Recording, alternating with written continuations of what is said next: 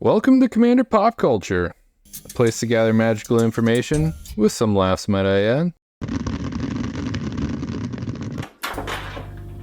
Ooh, definitely a mulligan. We went from not enough lands to probably too many. I guess I could play Winter on turn 3 and I'll curve out quite nicely. And I'll draw more cards. Yeah, I think we can make it work. I think that's the nice part about also having a commander that draws you cards, is you can afford to take kind of wonky hands like this. We're against Zur, Eternal Schemer, and then Sauron, he's a big bad control list. Jared Carthalion. Here's about things being every color. It might be too casual. According to Wizards of the Coast, Vampiric Tutor is it a tier 1 or tier 2 card based on that like really small example they provided? Who is demanding we have a tier system for the cards we play? I don't demand it. I don't know if anyone I know personally demands it either. I think it's more of like a tool for people who like to complain about stuff to justify their behavior. Which isn't good. How cost effective is that? Paying people to just look at over 10,000 different Magic cards and like sorting them into 4 different bins. If they're gonna do the point system, just use the Canadian Highlander ones. Make it easy and simple. Then you don't have to pay anybody to do that. It's already been proven and effective. Where'd he leave? You gotta go. So they're pretty hard to keep down. I could play my Liliana here. Ditch some of these clunky lands I have in my hand.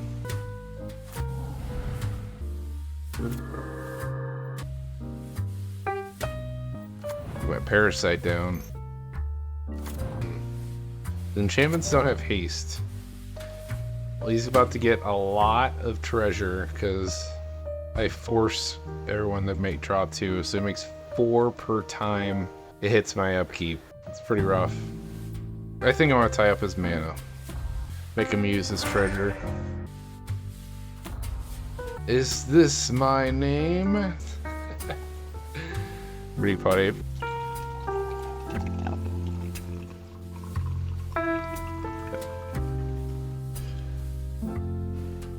If you could hear that, I'm taking a leak and then drinking my own urine. Because it's sterile and I like the taste. Really? It's kind of cool.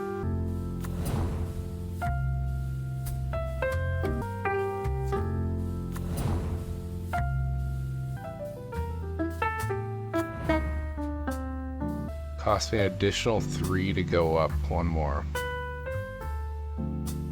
Yeah, let's do it. Let's put a clock on. Now my Parasite does 3 damage every time they draw. It sucks that the guy on the left got this Smothering Tithe out. It's a pretty good counter to like what I'm trying to do. Conditions? Okay. Definitely couldn't deal with that. He has to pay full cost for this. Wish I got this Thorn down and Lich's Mastery. And this leaves the battlefield he loses. A little risky. He draws 3 cards from 3 creatures connecting, and then he draws 6 cards due to gaining 6 life. He could probably string enough spells together to close it out here. Although I do a bunch of damage to him. So every card he draws, he loses 3 life, and he has to exile a bunch of pieces. And that's the first draw trigger. He still has 4 more card draw triggers, which is 16 more life loss, which means he has to exile 16 more things. Active players' triggers go on the stack first.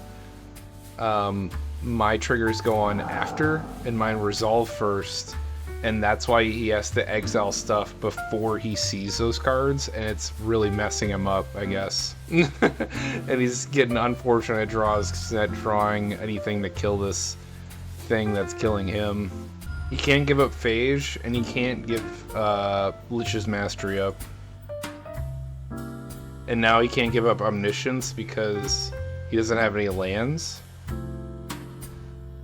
So he has 4 permanents plus the 6 cards in his hand to work with, much less than 9, which I still have to do 9 damage to him for. This is pretty funny. Oh, I killed my creature. Fun's over. I have Delirium turned on. Just get even less cards to work with next turn. The guy on the left is really disappointed. This is the first time in a long time we've seen someone resolve an Omniscience, and they didn't win the turn they played it.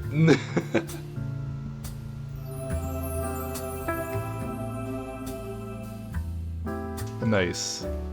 It's Fairy's Protection. Oh, this feels great. Really throw a wrench in his game over there. So now he has to exile 3 things.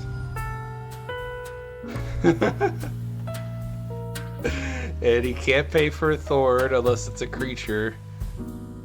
Oh, this is awesome. He can only declare 1 attacker because he'll kill himself. Oh, that's hilarious. This is probably one of the funniest Commander games I've ever played in terms of like rule interactions. So now he draws 2 cards. He loses 6 life and he has to exile 6 cards. He has to discard some stuff, at least 1 card on his end step. Drag it to garbage. Right. Well, it doesn't matter if you were drawing it to gas, you couldn't play it anyways.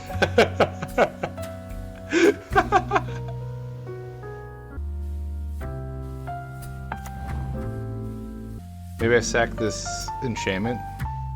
Got plenty of mana. Get my permanent count higher. He just sits here. That's all he can do.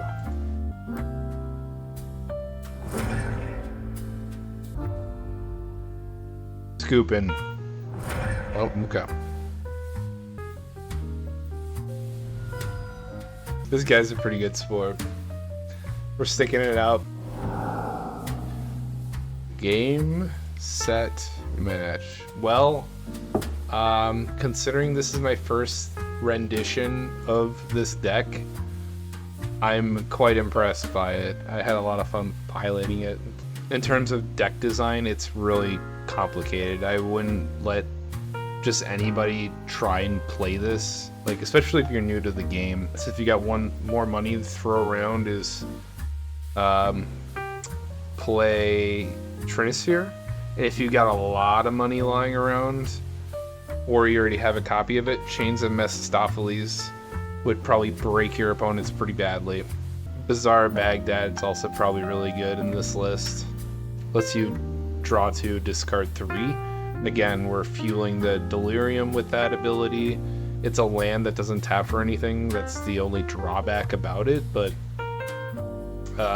those are 3 cards I'd personally play on a budget-less list that like first comes to mind. There are a couple of other stacksy kind of pieces that make it so things increase in cost or prevents people in playing the game in some way. There are multiple ways that you could gunk up someone's hand and force them to not play anything, and messing with mana production is another way. Maybe you do contamination loops. You just need a creature to sacrifice every turn. I was playing on a budget and made do with what I had, and I'm very happy with this deck's performance. Thanks for watching. Everyone take care. Good night.